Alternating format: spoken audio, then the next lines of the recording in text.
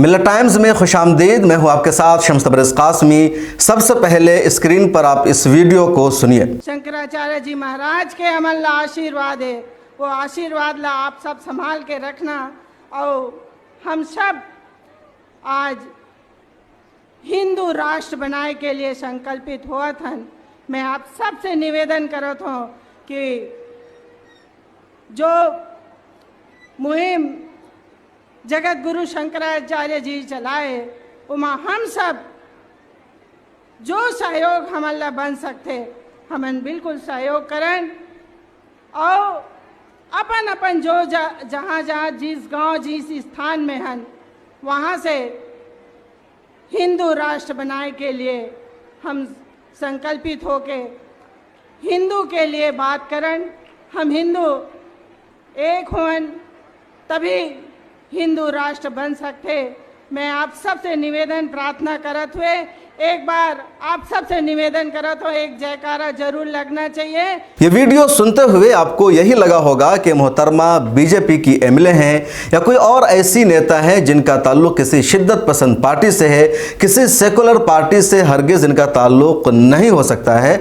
लेकिन आप जानकर हैरान रह जाएंगे कि इस मोहतरमा का ताल्लुक दूर दूर तक बीजेपी से नहीं है, संघ परिवार से नहीं है, विश्व हिंदू परिषद या बजरंग दल जैसी तंजीमों से नहीं है, बल्कि ये महिला कांग्रेस की एमएलए हैं और इनका नाम है अनीता योगेंद्र शर्मा।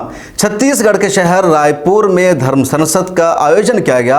वहां कई सारे पंडित इकट्ठा हुए, सब लोगों ने अपनी अपनी बात की और उसी धर्म संसद में ये महिला भी आई जो कांग्रेस की विधायिका है और इन्होंने अपनी तकरीर करते हुए साफ कहा, जो आप सुन चुके हैं, कि हिंदू राष्ट्र बनना चाहिए, हम हिंदू राष्ट्र को समर्थन करते हैं, तमाम हिंदुओं को एक हो जाना चाहिए। कांग्रेस की विधायिका ऐसी बात कर रही है। हिंदू राष्ट्र बीजेपी का एजेंडा है, लेकिन बीजेपी की जुबान में ही बात कर रही है कांग्रेस की ये विधायिका योगेंद्र शर्मा। तो आपने सुन ही लिया, ये कांग्रेस की विधायक कर रही है। अभी तक कांग्रेस की तरफ से इस मोहतरमा के खिलाफ कोई ऑफिशियल स्टेटमेंट नहीं आया है, न कांग्रेस ने कोई वजाहत दी है कि वो इस मोहतरमा के बयान से मुत्तफिक है या नहीं है। लेकिन इस मोहतरमा ने अपना बयान दे दिया है कि वो हिंदू राष्ट्र बनाना चाहते हैं और इसी के लिए वो संकल्प लेना चाहते हैं। तमाम लोग एग्री करते हैं। ऐसे भी मध्य प्रदेश में इस वक्त खुद प्रियंका गांधी हिंदुत्ववादी की सियासत कर रही है, ये साबित कर रही है कि वो भी उसी रास्ते पर चल रही है जिस रास्ते पर बीजेपी चलती है।